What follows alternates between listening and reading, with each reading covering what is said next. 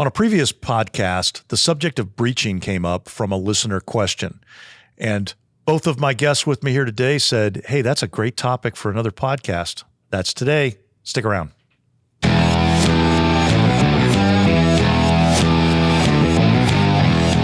Welcome to the Active Shooter Incident Management Podcast. My name is Bill Godfrey, and I will get my English squared away as we get through this.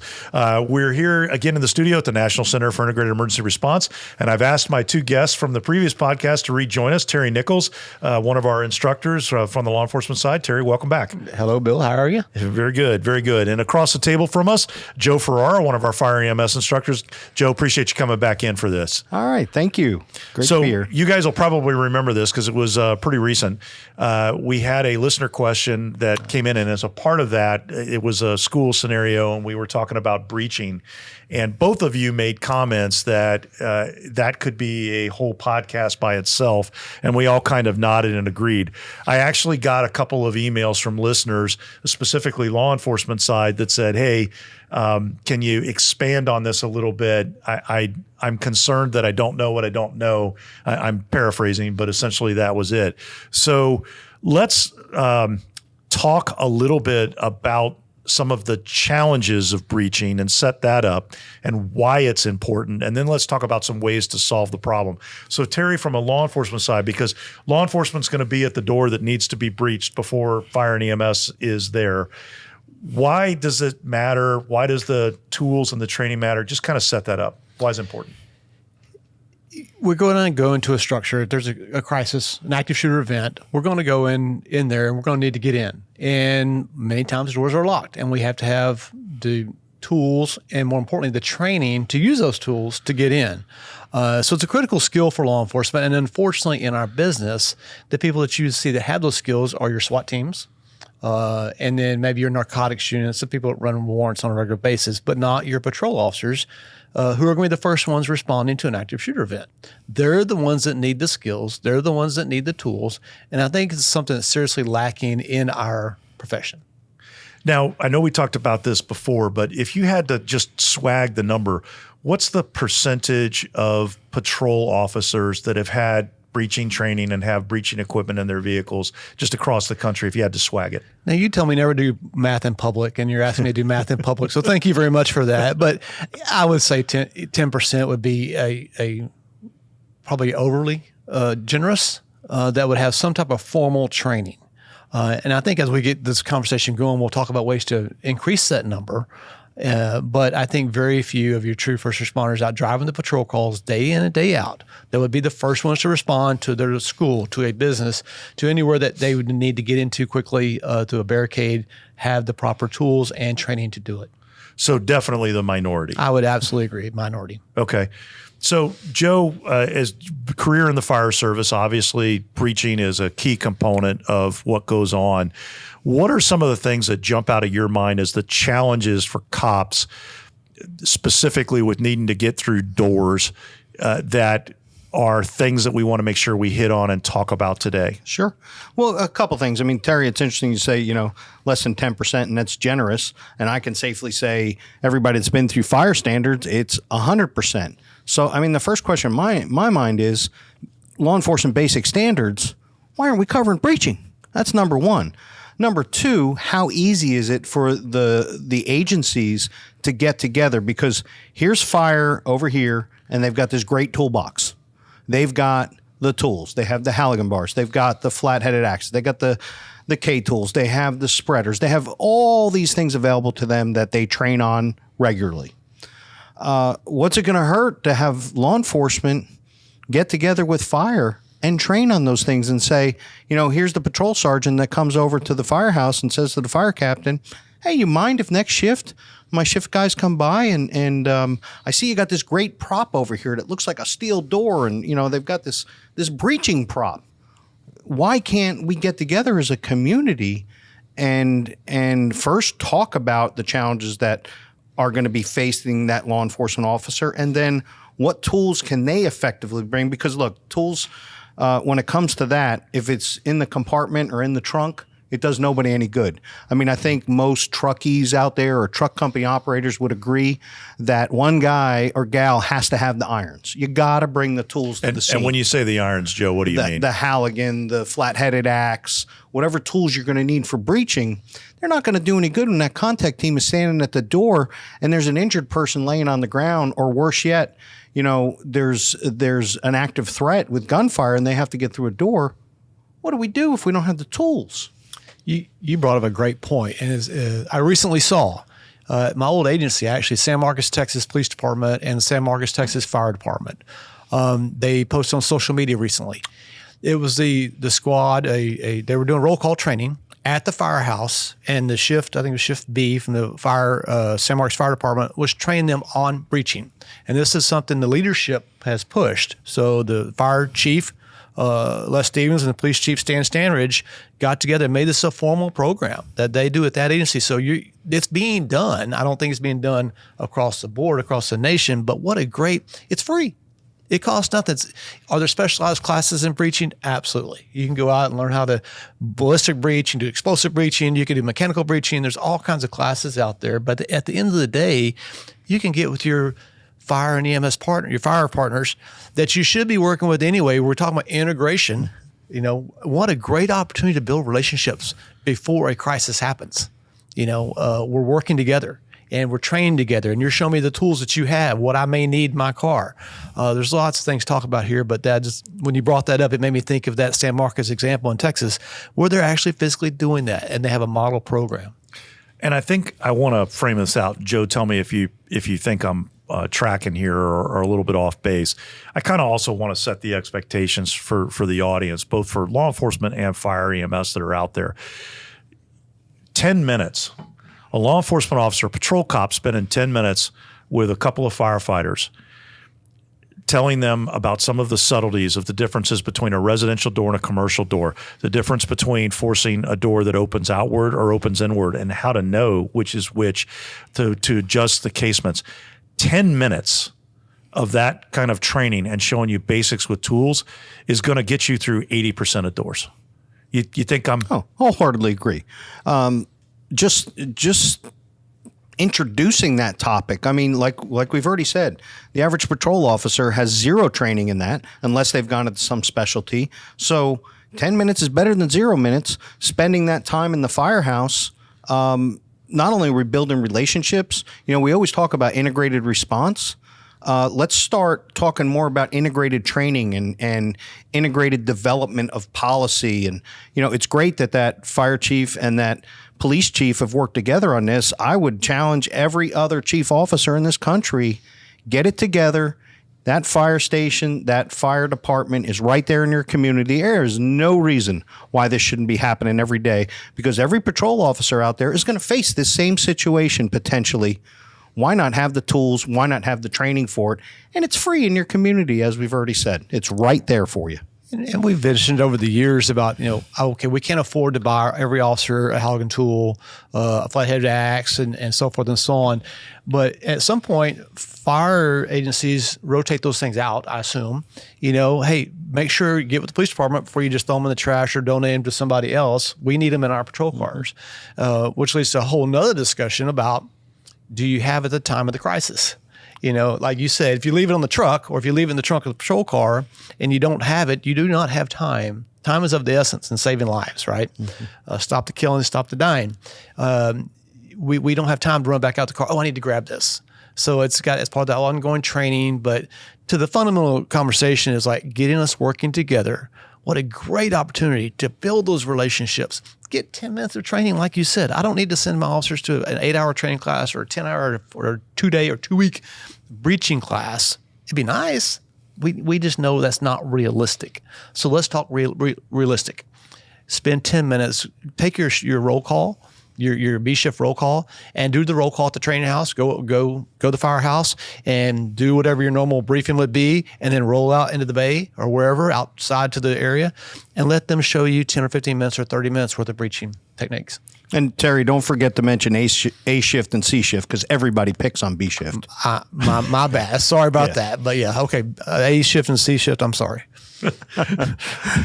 So from a practical point of view, and I want to come back to the idea of the 10 minutes of training and how to get that done, but access to tools. So let's say you're in an organization, and even the small and mid-sized organizations, money doesn't grow on trees. We wish it did, but it doesn't. So it may, even if leadership buys into the fact that we need these tools in the back of police cars, we may have to wait till next year's budget in order to be able to buy them. So what do we do in the meantime? That goes back to the relationship building. Every fire truck has these tools. Every fire truck has these tools. Are they going to be part of the first stack of 3 or 4 officers? No. But are they going to be at the staging area pretty quick? So maybe one of your follow-on officers' duties in the short period of time to overcome this gap is to go find the first fire truck and get, Joe, as you said, get the irons, get the Halligan, get the flat-headed axe, or get a sledgehammer that we've spent 15, 20 minutes showing how to make them work. And that cop then takes them into the team that's already in at the crisis site. So there's the long-term solution, which is proper equipment, proper training. Costs money. It does. But in the meantime, if you have one of these calls tomorrow, that's a right now problem today. So go knock on the door and talk to the fire guys and gals and say, hey, I'd like to be able to do this. Here's why. I'd like to know the basics. And Joe, you mentioned a good point. A lot of fire stations these days have these door props. Not all of them, but a lot of them do.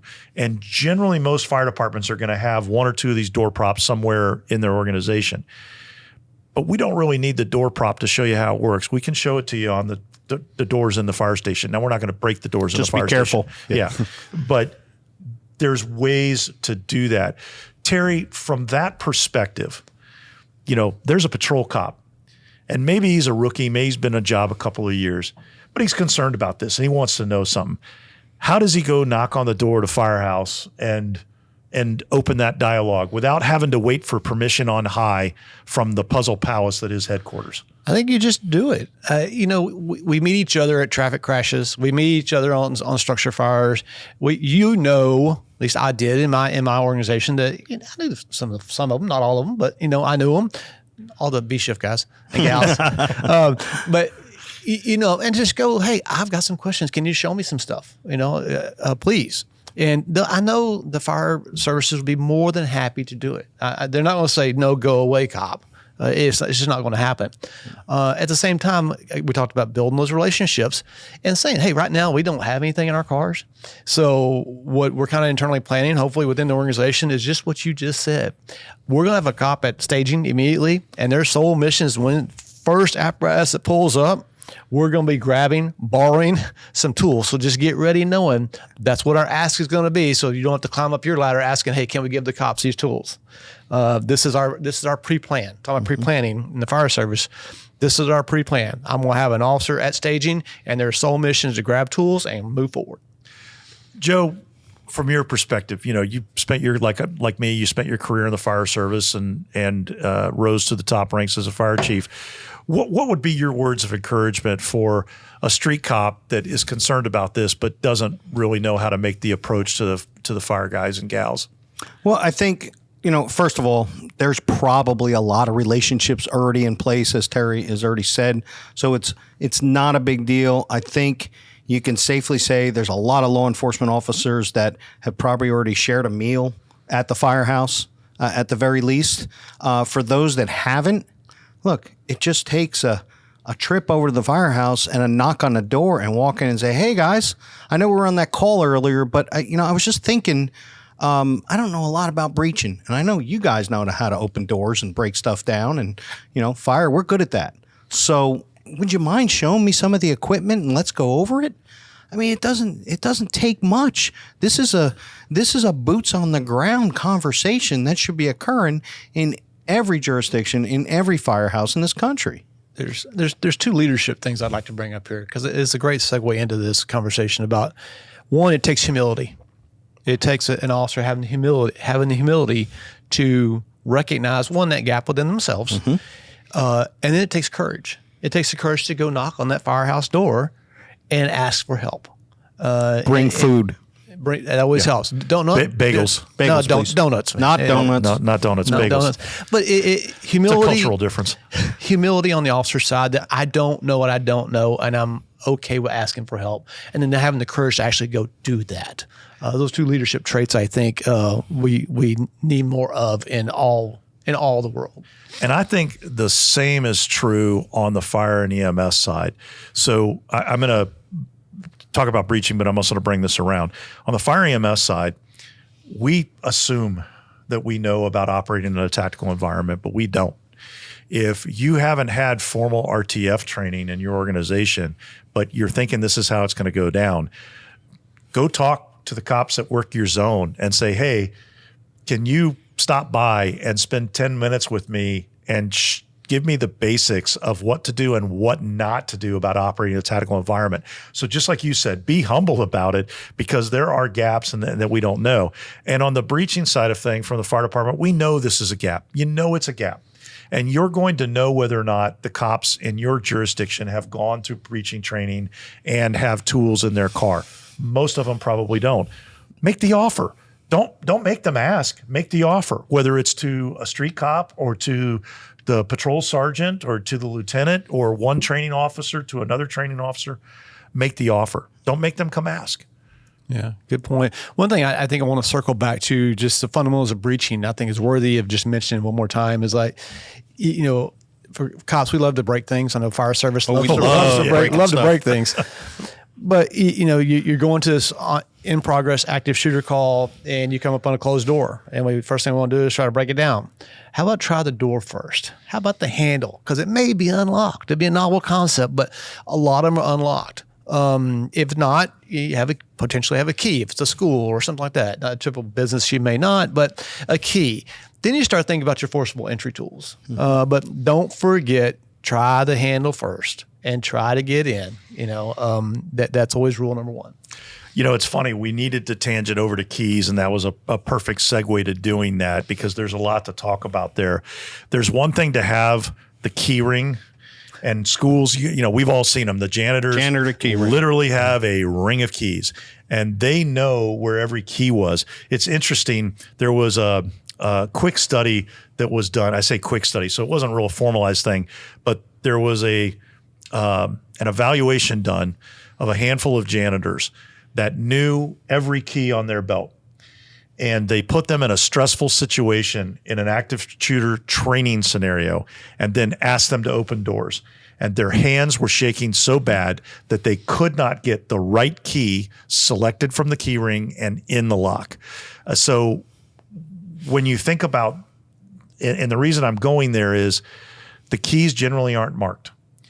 There may have been a master key that worked at one point that was probably a week, good for a week after they installed the locks, and then one got broken, and now we have a different combination that goes through. KnoxBox, Joe, I want you to talk a little bit about KnoxBoxes and some of the good and the bad that goes on with KnoxBoxes. But just because you've got the keys doesn't necessarily mean you're going to know which key is going to get through that door. So, Joe, talk a little bit about some of those challenges in the KnoxBox, and then I want to come back to the role of fire inspectors and fire prevention in helping solve this problem. Yeah, and that's a great concept. Look, KnoxBoxes work wonderful in this country. And explain what it is. Yes. So a KnoxBox is a locked box that is installed usually on the outside of the building. In some cases, in large complex commercial structures with different keys, you know, Bill, you've already mentioned the problem with master keys and the like. There may be multiple boxes in different areas, for different specific rooms. I mean, imagine you walk up to the front of a building and there's this little box, lockbox, so to speak, that you put a key in, and this key is universal for that community. So the fire department, potentially law enforcement, and these keys are very secure because you can imagine if that key gets out. But that key can open every KnoxBox or lockbox in that community. Inside there is, a master key or a specific key to that door. Now, that sounds like a great concept, and it sounds like, oh, great, problem solved. However, what happens when, Bill just said it, they fix a lock and they do something or something changes? Did they remember to update the key that's inside the KnoxBox? And here we are in a stressful situation. I've got the one key to open that KnoxBox, and I open it, and there's a key in there, and it doesn't work. Or worse yet, they took it out to update it, and they didn't replace it, and now it's empty. So there's great things with the KnoxBoxes, and certainly many fire departments during calls have benefited from having that program in place. Many communities mandate it as part of the building permit process, that commercial structure has, a lockbox on the outside. However, and Bill, you already mentioned inspectors, fire inspectors and the like. Are we inspecting these on a regular basis to make sure they're updated? Is somebody on a periodic basis, whether it's maintenance personnel at the school or commercial structure or fire inspectors, are they opening up the KnoxBox, taking the key out, and ensuring that it works? Because, again, great concept, saved a lot of structures and potentially lives across this country.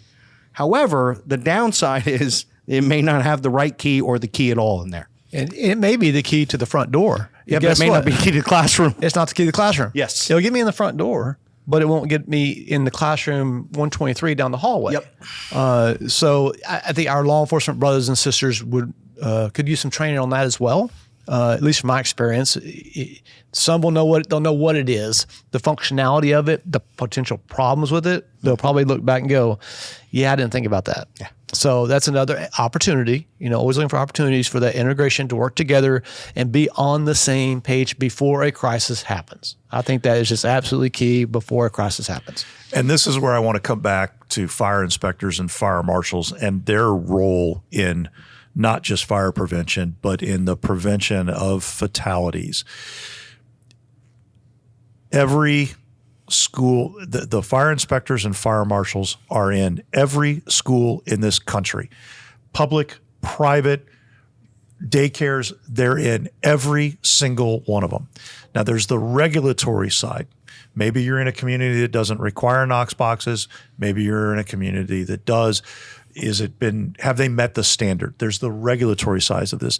I'm not talking about that. I'm talking about the education side.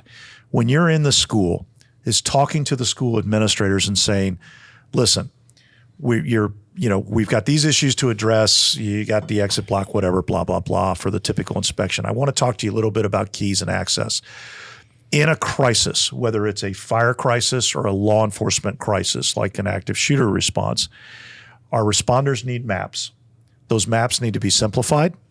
They need to be color-coded. And in a perfect world, the wing that we mark with the red color code has a key with a red plastic cap on it. And now we know that red key unlocks the doors in the red wing and the green wing and the blue wing and that kind of stuff. There is an opportunity for fire inspectors and fire marshals across this country to have a tremendous impact on how a response goes in a crisis just by doing some basic education with school administrators. And I think schools are one of our scariest targets, even though they're number 3 on the list. The most common target is businesses. Number 2 is open air venues, and number 3 is schools. And fortunately, that number remains low compared to the others. But nevertheless, it's the one we all worry about. So we want to make that better. Now, our topic here is breaching. Did we talk about glass doors or doors that have glass windows in the door or glass next to the door and how to breach those? Because I don't think we did. No, we haven't touched on it yet, but you're right. Everything you just said is brilliant about the fire inspectors and things. It really is. But let's talk about glass. So, a lot of doors have glass. You can see through them. It's quickest way, if it's locked, you've tried it, it's locked, you don't have a key. If you have a tool, ideally a tool, break and rake the window, reach in, and unlock the door. That's it may be a push bar, it may be a handle, there may be a glass inset right next to the door. Break that glass inset and reach in and unlock the door. So there's options there. It doesn't just have to be a set Haugen tool and pry. It may be a lot quicker just to break the glass. For law enforcement, it may be taking a shot through glass, but that comes with training and things like that. And it's happened. Now, for clarification, are we talking about a shot through the glass to break the glass or shot through the glass at a target? Thanks for clarifying. No, shot to take on a target. We're not shooting the glass to break it. But if you see a threat, and it's happened, I think it was actually in Memphis, if I'm not mistaken, at a bank, an active shooter where the officer from the exterior had to take a shot through the glass and to down the gunman that was actively engaging people in the lobby of the bank. So it has happened, but again, you should practice these things and train for this stuff. The ones that are doing it are your snipers on SWAT teams. They're your ones that know how to do this and what glass ballistics do and they don't do. But you may come, it's not really breaching, but it's solving, stopping a threat from X before you even get in, if you can't get in. Joe, what are the notes that you would want to give our listeners about using glass in the door or nearby the door as a potential breach and access point? Sure. So, I mean, you already mentioned the break and rake, method, but let's be careful. Most of these commercial structures, we're dealing with tempered safety glass. A lot of times we're also dealing with wire reinforced glass. So specialty tools come into play. Something as simple as a center punch, which is a small spring-loaded device that, pretty much every firefighter either has in their jacket or on the truck. About the size of a pen. About the size of a pen that can take out tempered safety glass very easily by snapping it in the corner. So you don't necessarily need to go grab the sledgehammer. We're going to break this glass, when a small tool like a spring-loaded center punch can be very effective in getting that open. But again, training. I certainly don't advocate an officer trying to take out the glass like that without, at the very least, hand protection, because how effective that officer is going to be if they cut their hand up and now they're not going to be able to use their weapon. They're not going to be able to treat the patient. I mean, there's a lot of implications here. Right. Yeah, it's less than ideal, but it is, again, training. If you know how to do it, you have the tools to do it. The spring punch, I used to have one. I carried it for years, and we always pushed carrying them. But in reality, that's another option you have to face, is that, okay, I don't have, the door is locked. I've tried it. It is locked. I don't have a key, but there's a glass window right next to the door. Here's my next option, and start working through it. I think the one thing I would add is that you want to get as much energy delivered in a very, very small point. And I'll use the Hollywood stupidity extreme. You've got glass you want to break, and you pick up a big chair and you slam the chair. That big chair diffuses the energy over such a large area that your chances of breaking the glass are extremely low. But if you took the leg of a chair that's got a point and focus that as the smash point, you're delivering a lot more energy into a small area. So, a piece of pipe, a sharp tool, even the butt of a metal fire extinguisher would be better than just bluntly trying to throw a large object. Large object is not the way to get it done.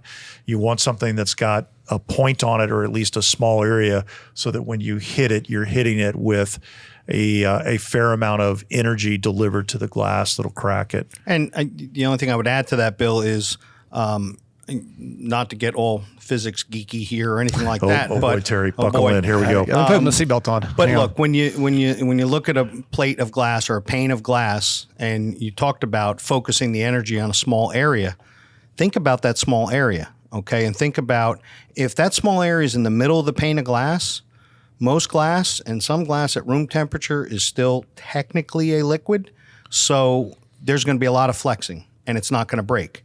But in the corner of the glass, where the glass is mounted, it's a lot more rigid there, and that energy is going to be more successful in breaking that glass. So let's not smash something into the center of the pane of glass. Let's go down in the corner and focus the energy. You got a lot more chance of breaking that glass effectively.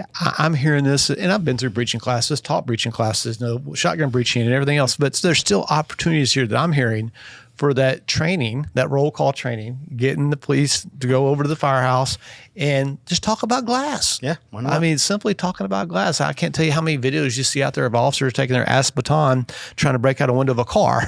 And they're doing exactly what you're talking about, Bill. They're hitting right in the middle of it, and not effective. And it's not effective. And there's a better way to do it. And it just is just tweaking a tactic, that can pay dividends in a really critical situation. Yeah, this is not difficult. We just have to talk about it.